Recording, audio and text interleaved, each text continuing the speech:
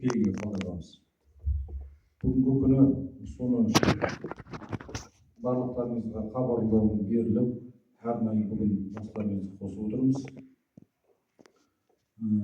Экологиялық кодексте қоғамдық тыңдалу өткізу қағидатына сәйкес Арқа тазалық жауапкершілігі Ақмола облысы Қоянды ауылының шекарасында есептік аумағында қосалқы ғимараттар мен құрылысы бар қауіпті емес коммуналдық қалдықтарды қайта өңдеу, сұрыптау және кәдеге жарату орталығының құрылысын жұмыс жоспары мен бізді таныстырмақшы. Экологиялық заңның талаптарына сәйкес қоғамдық тыңдалымдар қоршаған орта және азаматтардың денсаулығына тікелей әсер етуі мүмкін іс-әрекет жобалары бойынша өткізіледі. Қоғамдық тыңдалым жергілікті атқару органдарының өкілеттерінің мүдделі жұртшылықтың қатысуынан өтеді. Сол себептен тыңдалым ашық деп жариялауға рұқсат етіңіздер. Қоғамдық тыңдалу өткізу қағидатына сәйкес қоғамдық тыңдалымдардың төрағасы мен хатшысын сайлау қажет. Төраға ретінде жергілікті қоғамдастық мүшесі Дәкіс Аманжолды дауыс берсеңіздер. Келіңіз әріге. Хатшысы бізге қазір осы Анатолий Анатольевич. Хатшылыққа сіз, да? Келсесіздер ме? Қазақша білесің бе?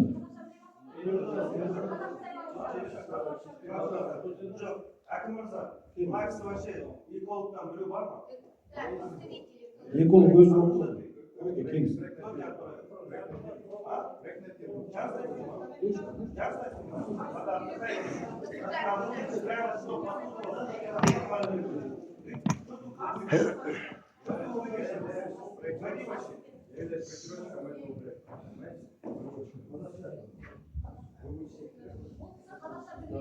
Нет, председатель, хатшылығына, вопрос, вы подождите, народ просит. Қазақша сөйлейтін біреу керек деп. Әкім мырза, сіз айтқансыздар. Мен ешқандай айтарым жоқ. Жоқ, біз эколог не частный, а государственный должен быть. Кто он такой вообще? Орысша сөйлейтін болса, мен орысша сөйлеп беремін қазір. Қазір тұра тұр, Асылбек. Сразу тыңдайық енді, біз адам сияқты өткенді айттық қой, келістік қой. Бір-біріміз тыңдап, давайте. Анатолий, сіздің орын қазақша сөйлейтін. Жақсы. Вот келсін онда.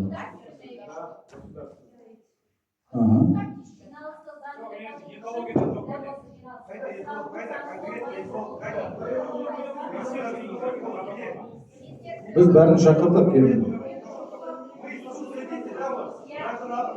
Сабыр етейік, ауылдастар, сабыр етейік. Біз бірінші бұл кісілер тыңдайық. Шешімді бүгін қабылдаймыз ба? Осы шешіммен нүктесін қоямыз ба? Ол сұрақ белгісі. Біз келген адамды айғайға баса бермей тыңдайық, дұрыс па?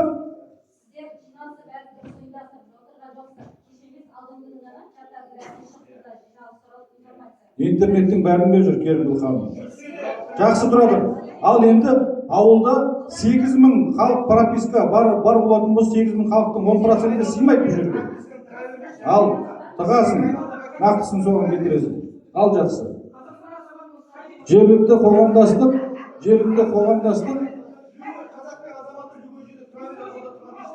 тұра береді, бірақ тұрақты тіркеу деген бар. Тұрақты тіркеу деген бар. Жақсы. Ал енді, ары қарай бастайық.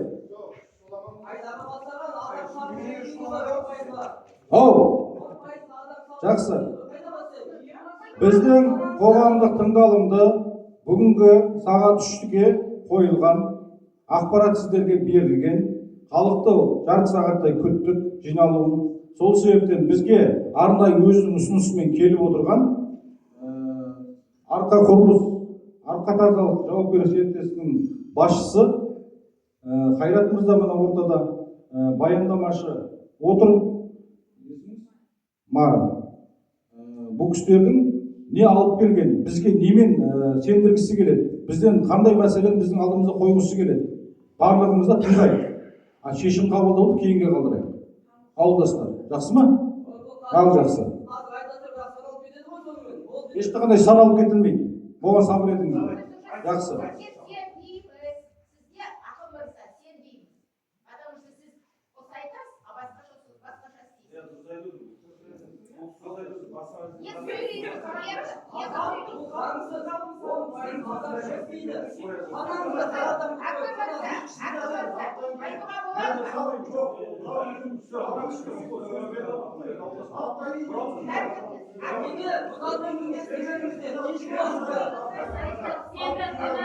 Жиналыстың тәртібін бұзбаңыздар. Біз бағанадан бері тыңдадық, Асылбек мырза. Жиналысты бір ауыз айтылдық қой, сабыр тыңдайтын жөн келістік қой енді. Саған не демек, дұрыстап сөйлең, мәдениетті кішкене. Жақсы. Біз келгенде тыңдайық дедік. Бұл кісілер бізге өздерін алып келіп отыр. Бір ауыз бүкіл халықты бұл заға жиналсақ та сыймайды, білесіздер. Дұрыс па? Вот жақсы. Тыңдалған жоқ. Ал Қайрат мырза. Баяндамашыға бересіз бе?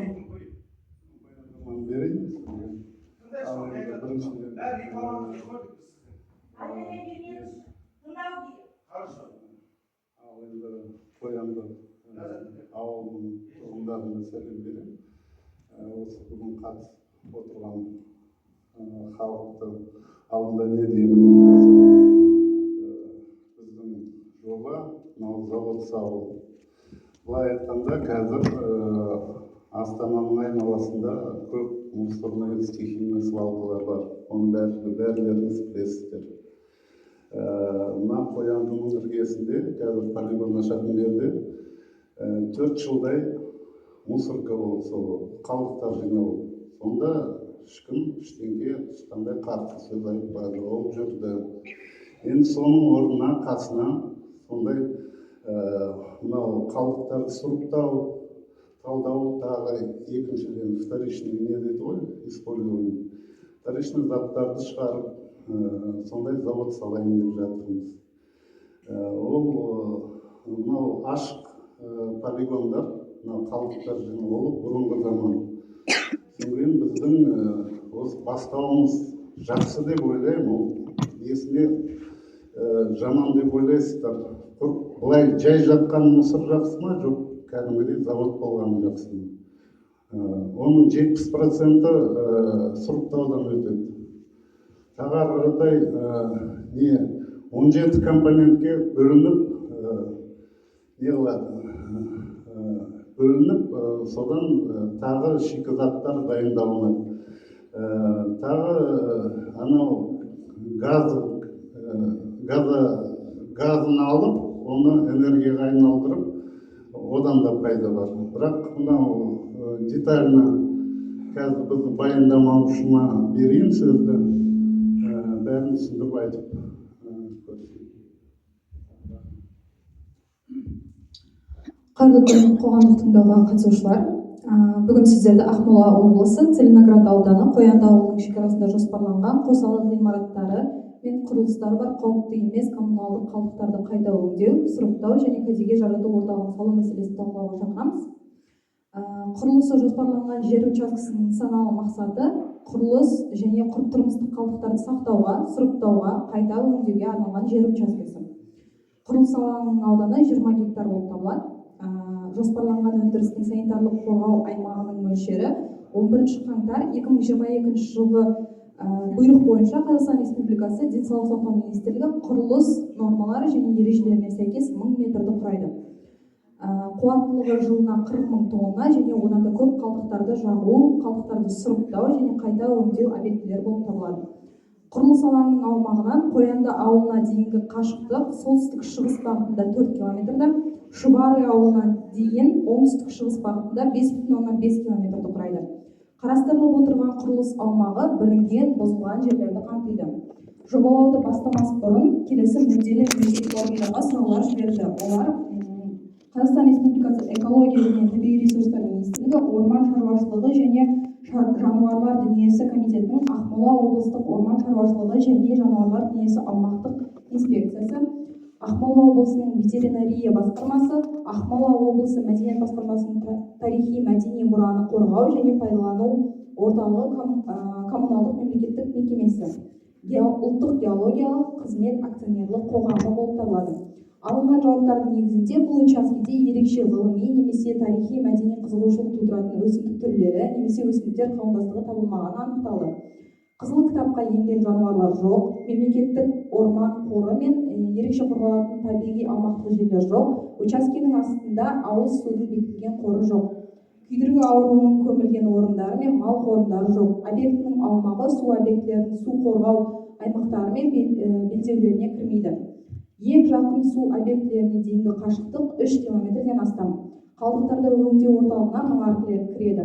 Әкімшілік коммуналдық ғимарат, бақылау пункті, қайталама шикізат және тауарлық материалдық құндылықтарды сақтауға арналған 2 ангар, салмақ өлшеу, дезинфекциялық бөгет, сұрыптау сызығы, пиролиз пеші, қатты тұрмыстық қалдықтармен жұмыс істеуге арналған уақытша алаң, құрылыс қалдықтармен жұмыс істеуге арналған уақытша алаң, сұрыпталған құрылыс қалдықтарын сақтауға арналған алаң, сұрыпталған қатты тұрмыстық қалдықтарды сақтауға арналған алаң 2 болып табылады.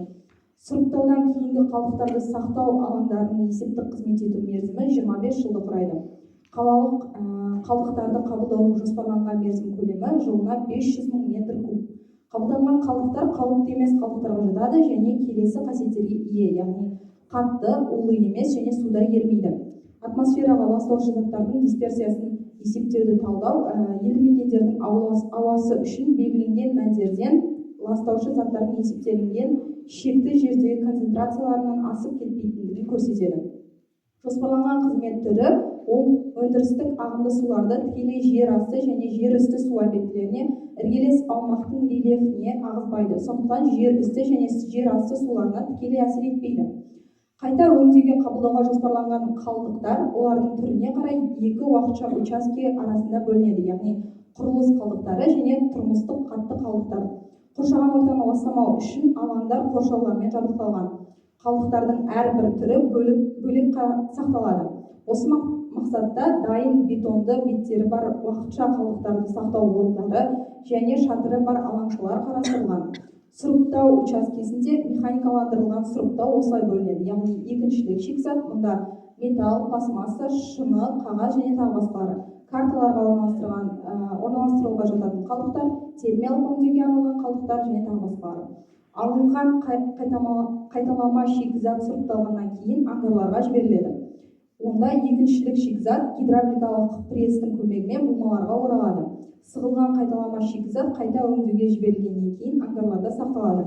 Тұрмыстық қатты қалдықтар қайта өңделмейтіндей құрамдас бөліктер бар орналастыруға арналған карталарға жіберіледі. Ал құрылыс қалдықтарын сұрыптағаннан кейін алынған инертті материал инертті құрылыс картасында орналастырылады. Қайта өңдеуге қабылдау критерияларына сәйкес келмейтін қалдықтар пиролиздік отынды алу үшін пиролиз пешінде термиялық ыдырауға ұшырайды. Сұйық қалдықтар қабылданбайды. Әрбір ұяшықтағы шұңқырлардың түбі су жинау орындарына қарай аздап еңіске ие. Еңіс жер бетіндегі су мен